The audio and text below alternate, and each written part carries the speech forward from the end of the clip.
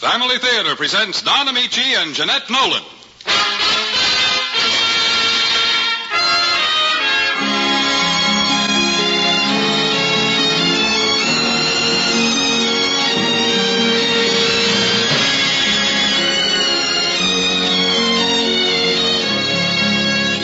From Hollywood, the Mutual Network, in cooperation with Family Theater, brings you Jeanette Nolan and John McIntyre in Sara, Bernhardt. To introduce the drama, your host and narrator, Don Amici.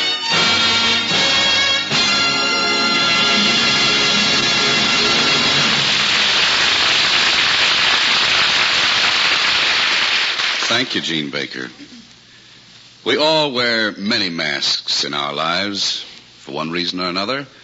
So, the life of Sara Bernhardt, one of the greatest actresses of all time, should be very close to our hearts. What is acting but a masquerade? And what is life but a deeper masquerade where the hearts and souls of men are etched on their faces?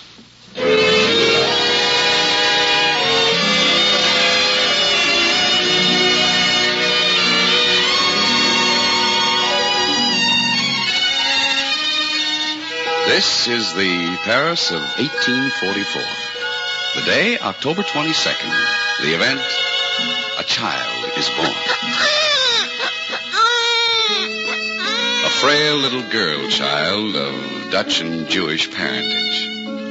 A delicate head, misted with a web of red gold hair. Skin so white, so transparent, the blue veins looked as though they'd been traced by indelible ink. A pretty baby? No. A plain, everyday type of baby. But many things were in store for this child. Titles, gleaming swords, smiles, and prayers. This child was to become the woman whose intelligence, genius, and zest for living not only blinded those about her to her plain face, but of that very plainness made a thing of beauty. Sara Bernhardt, the divine Sara, who now speaks for herself. Yes, but I was the ugly little one. And not only was I ugly, but I was lonely. You see, my papa passed away when I was still a baby. And my mother, she was a famous beauty, traveled a great deal everywhere. So most of my childhood was spent in a convent at Versailles. And at the great age of 15, it was only natural that I decided to become a nun. That brought my mother home fast enough, together with an old friend of the family, the Duc de Morny. How Sara conceived this mad idea of becoming a nun is more than I can understand. I was born for a life of prayers and meditation. I will join the order of the Augustines so that I may teach others at the convent, as I was taught. And besides, there is no happiness for me except the convent. Oh, don't dramatize yourself, Sara. You will marry as soon as possible and receive the marriage dowry your papa left you. Marry? I will starve first. And starve you shall. I cannot support you from the proceeds of my annuity. My share. It is not a question of money. We must decide what is best for Sara's future. Since she does not take kindly to marriage, I suggest a career. Career? Monsieur le Duc, I insist on deciding my own future. I will become a nun. No. You are too young to know what you want to become, Sara. Leave that decision to your elders. Oh, now you seek to decide my future. And what of my past? Sara. For 15 years, my mother left me to grow alone while she traveled all over Europe. I did not leave you alone. Your uncle and godfather guarded you well. Oh, Sara, what have they done to you? Sara, you're breaking your mother's heart. Oh, my poor mama. You know your Sara loves you. But please, on my knees, I implore you. Sara, get up. Allow me to become a nun. It is so beautiful at the convent. The chanting voices of the bells, the white doves, the sweet, sweet lilacs. And I will bless you all my life, Mama. At vespers, I will whisper your name in my prayers. And when the candles shine forth their benediction, I will think of my beautiful Mama, gallantly living in the sad, mad world. Oh, mon Dieu. Oh, Mama. The child babbles. She is mad. Nonsense. Send her to the conservatoire. Sara is a born actress. Actress? An actress? Trained at the conservatoire like an acrobat or a dancing flea. Oh, no, De Mornay, no. Sarah's far too thin and frail to ever become an actress. You think so? She may be fragile as a lily, but she has the vitality of a horse. A horse? Tonight we shall visit the Théâtre Français, and tomorrow you shall be enrolled at the Conservatoire. Sara Bernhardt, an actress. Never an actress. No.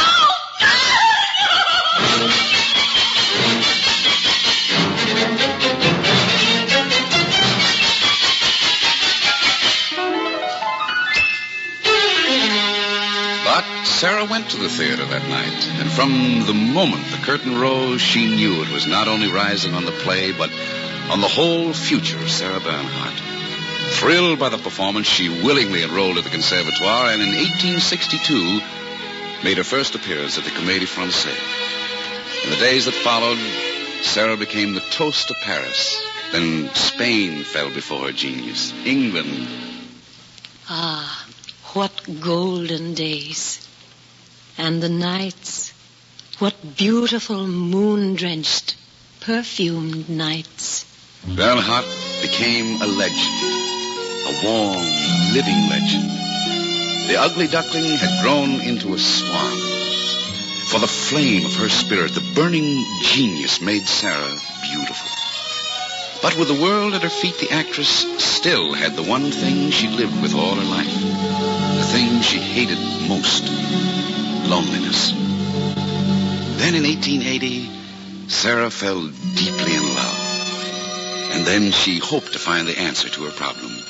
Sublime happiness, companionship. Edward, listen to that music. Music. I'm looking at the most beautiful music I know, Sara. The bright, burning stars overhead. The lights of Paris at our feet. Edward, is there anything more beautiful than a spring night in Paris? I know of one thing. Oh? And what is that? What could possibly be more lovely than this night on my balcony? The music from the cafe across the street. And spring. A small sort of girl. Slim, red-headed, with eyes. Well, those eyes tell you what she really is. Do they? Sara, those eyes of yours. They burn, they promise, they dream. Edward, you are becoming a poet. You, an American. Just what does that mean? Oh, Americans are always so busy. But you... What about me? How can I say it? You are so handsome. No. Well, I know you are successful. That is unimportant. But what is important? Because you are successful, you know where you're going. I like that in a man. Sara, you know it's always you. My darling. When I was a kid, I think I knew about you. A princess I'd rescue someday, or the girl I'd want to live with all my life. Oh, I like the girl you'd like to live with all your life better than the Princess, Edward. The first is a little boy's dream. The last, a man's. I know you're a great actress, Sara. A wonderful success. I love you, Sara. But if you marry me, well... You would not make me give up my career. Well, no, I suppose not. Then we marry. I go on tour with a play. Then we have a baby. Then I go on tour again. Sara. Oh, I have shocked you. I have already gone too far along in our plot, my darling. Come here. My dear. Sara. You see, my love, Sara Bernhardt is an actress. Even in my own love story, I get a little ahead of myself, no? It's all right after you get used to it. But right now, you do leave me a little breathless. Plots always fall into certain patterns, Edward. Good or bad. Now ours is good. We marry. We have the baby.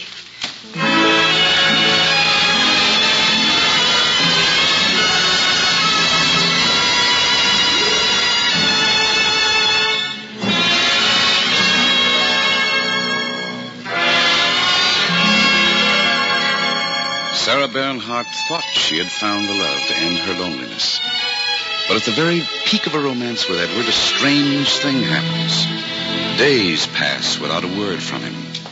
And now, after a brilliant performance, Sara pensively enters her dressing room. Oh, Mimi, I could die. Die? But, Madame, you were superb. Edward, I mean it's Edward. Edward? Oh, my heart bleeds. How can a man, even an American, do this to the woman who loves him so much? But your American did something, Madame. What? A note, Madame, from Monsieur Edward. A note, Mimi! You were teasing me. Oh, I shall kill you. Oh, give it to me. My heart is whole again. Oh, Edward, my darling, my darling. Sarah, my sweet Sarah, he says, I love you. Perhaps never more than tonight as I write this. Oh, Edward, my love. It is not my wish, sweetheart. But Father has heard about us, has summoned me home. He is old and ill. Beloved, I must go. I shall return to your arms as quickly as I can. Until then, I leave my heart in your keeping.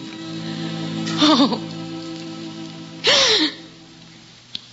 But he said he would return. Oh, no. They never return, Mimi. I know. We? Who is there? And I have with me someone who wishes to meet our Sara. I wish to meet no one. My heart is broken. Sara? Get out.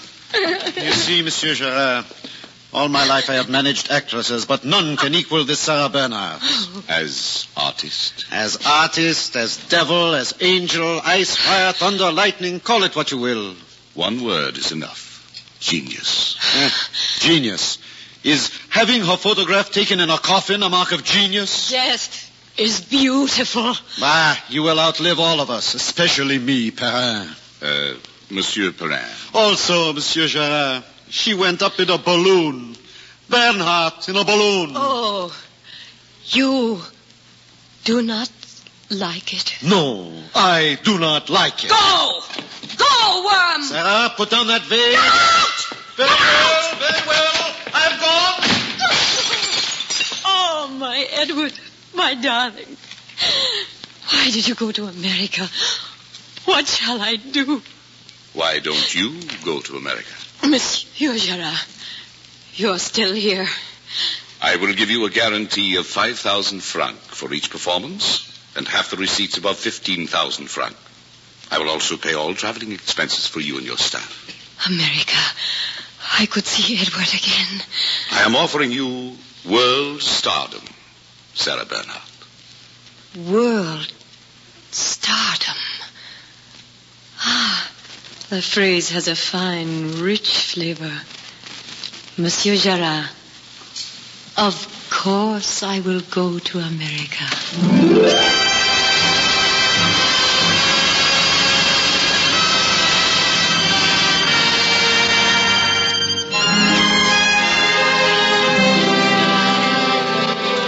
The American tour was a succession of ovations for Bernhardt. And in the wealth of public acclaim, Sarah's broken heart and Edward were soon forgotten. She thrilled to the challenge of the new world, laughed at her admirers. Reporters, poets, millionaires were all her slaves, except one. Monsieur Gerard. Yes, Gerard. The man who brought her to America, who tamed her wild, turbulent nature and guided her through a most dangerous period, the height of her fame. Sara was idolized by millions, but ruled by one. Sara.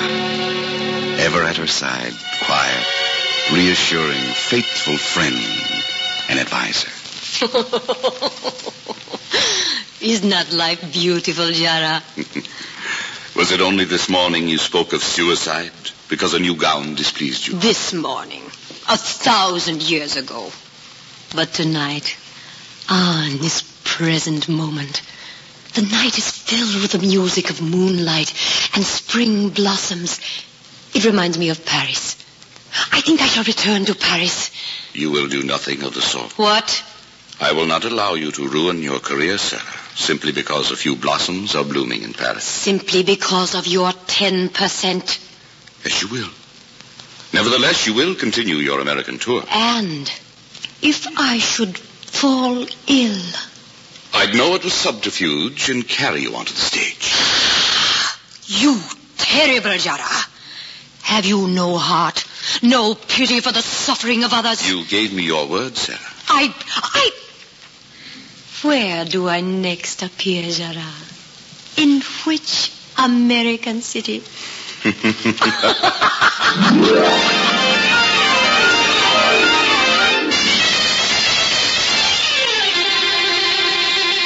Sara was storming anew the hearts of America with Leglong.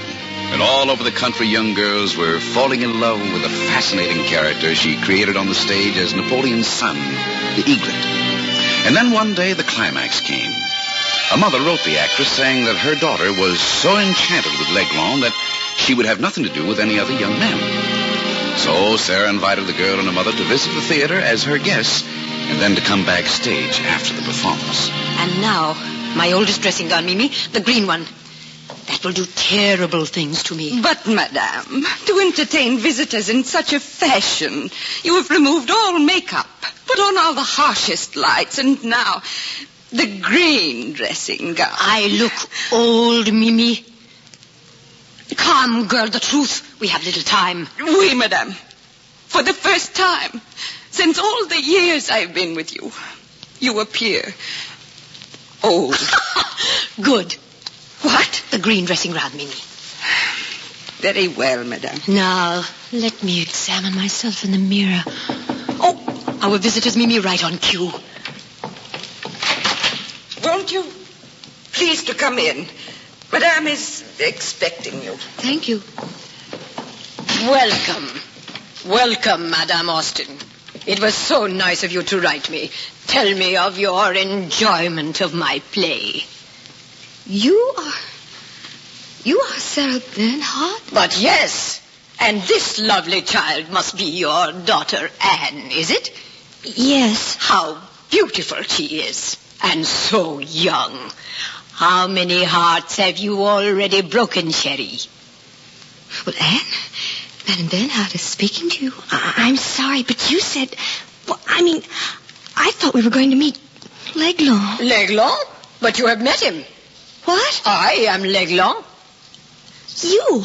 Or rather, I was Leglong out there on the stage. You stare, my child. Look at me well. This is what I am really like. There is no such person as Leglong except on the stage, where I create him with makeup, footlights, and words put in my mouth by the author. No. Oh, but I have disillusioned you. Take heart, Sherry. You will find a far better young man than ever was Leglong. Go home now and be a sensible girl.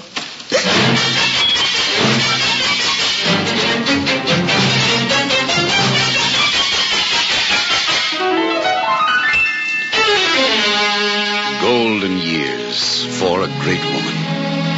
And then the black, tragic hours. In 1915, an old leg injury grows worse. And Sara finds herself an audience to her doctor. As usual, Sara is with her. I'm afraid that I have bad news for you, Madame Bernhardt. My leg? Is it that bad? Yes. But you have imprisoned it in a cast for weeks. I have not been able to walk, to work. Why is it not completely healed? Synovitis is more stubborn than a cast, than sacrifice, even more than patience. Doctor, you said this was bad news. Madam Bernhardt, I have studied your history most carefully. Oh, that should have made good reading. This melody of yours may have come from one of several things, but I am most concerned with the months wherein you played Joan of Arc. Jeanne d'Arc, a role that one must pray to play. And you fell on your knees many times in that part. Oh, but yes. In full armor. The Maid of Orleans wore armor. She would pray in it, of course. That is so, Monsieur le Docteur. I remember now. The pain in my legs had its beginnings then. I gave it no attention. It would go and come until... Until now, madame. What are you trying to tell me? There is no cure for synovitis at such an advanced stage. What does that mean? Amputation. Amputation. You will take my leg. Sara. It's all right, Sara. I will have to accept this mutilation. You are very brave, Madame Bernhardt. It means the end of your career. Oh, no. But, Sara... No. Work is my life. Take my leg if you must, but you will not take my life. Nothing will keep me from working. I will go on. I will act again if I have to crawl on the stage.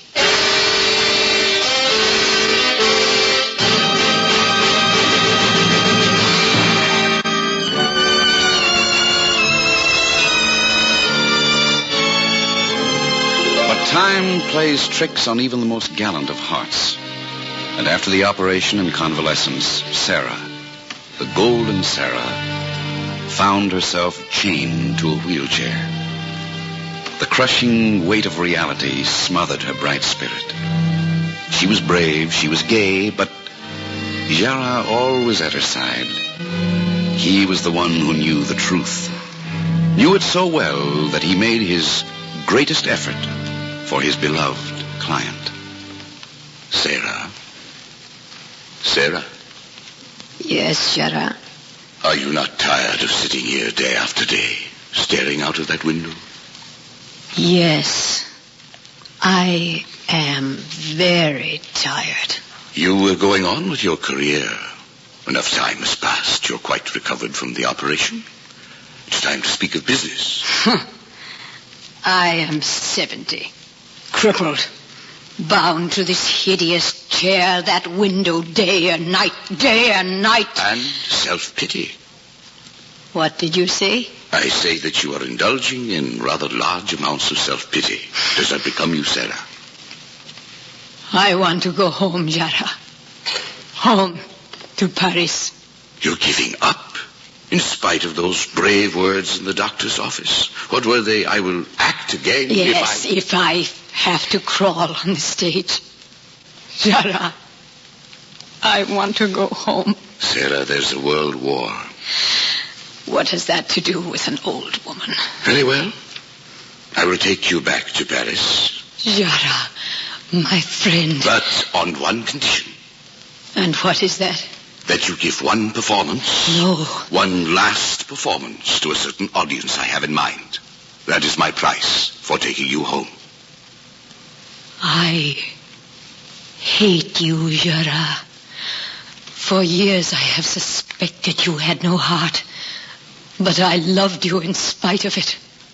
Now I know. And I despise you. But I will do whatever you ask to return to Paris.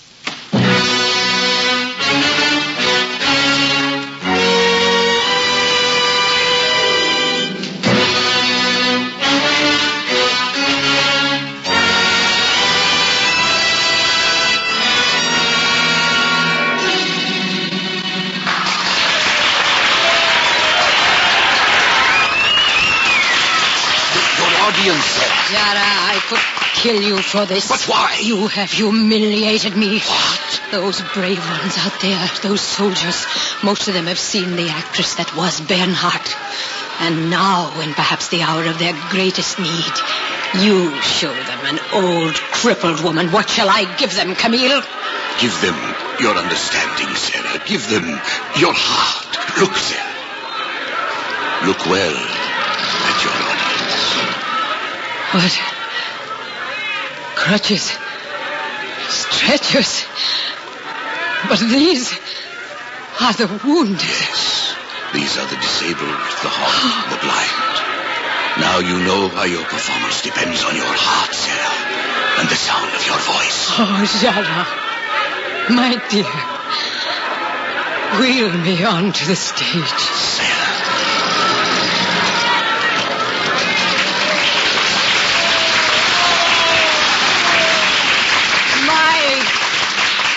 My dear friends, I feel very humble before you tonight. It is a rare privilege, and I cannot tell you how much it means to me. Because, you see, I too am in a wheelchair.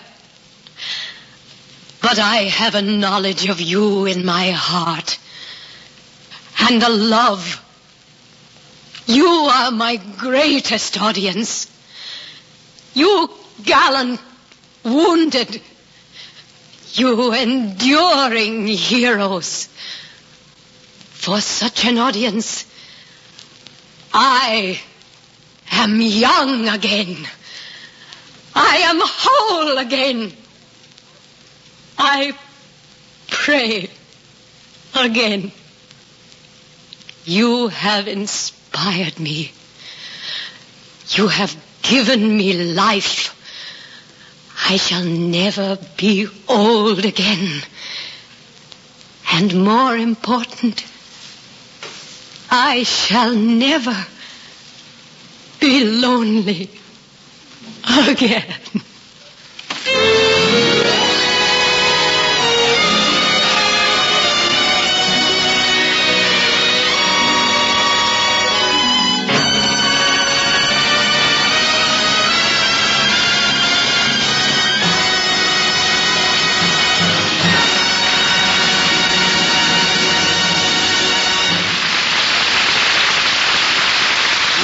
Hope you have enjoyed this presentation of the life of a great actress. Sarah Bernhardt's talent swayed audiences. It was a powerful force, seldom equaled on the stage. I would like to speak of another powerful force, the most powerful force in the world, prayer. Prayer is the reason this program is broadcast throughout the world. For the purpose of family theater is to help restore to homes everywhere the joy, the peace, and strength that come from daily family prayer. It is yours for the taking. So make it a part of your life. Give it a place in your home. Whatever be your creed, use prayer to strengthen your family circle. Talk to the God who made us all and loves us all. Experience what we mean when we say, the family that prays together stays together. More things are wrought by prayer than this world dreams of. From Hollywood Family Theater has brought you Jeanette Nolan and John McIntyre in Sara Bernhardt with Don Amici as host and narrator. Others in our cast were Virginia Gregg, Edgar Barrier, Lorene Tuttle, Elliot Reed, and Jane Webb. This adaptation from the life of the great Bernhardt was written by Virginia Cook, with music composed and conducted by Harry Zimmerman, and was directed for Family Theater by Jaime Del Valle. This is Gene Baker expressing the wish of Family Theater that the blessing of God may be upon you and your home, and inviting you to be with us next week at this time when Family Theater will present MacDonald Carey in The Bet by Anton Chekhov. Join us, won't you? Family Theater is heard throughout the world and originates in the Hollywood studios of the world's largest network, the Mutual Broadcasting System.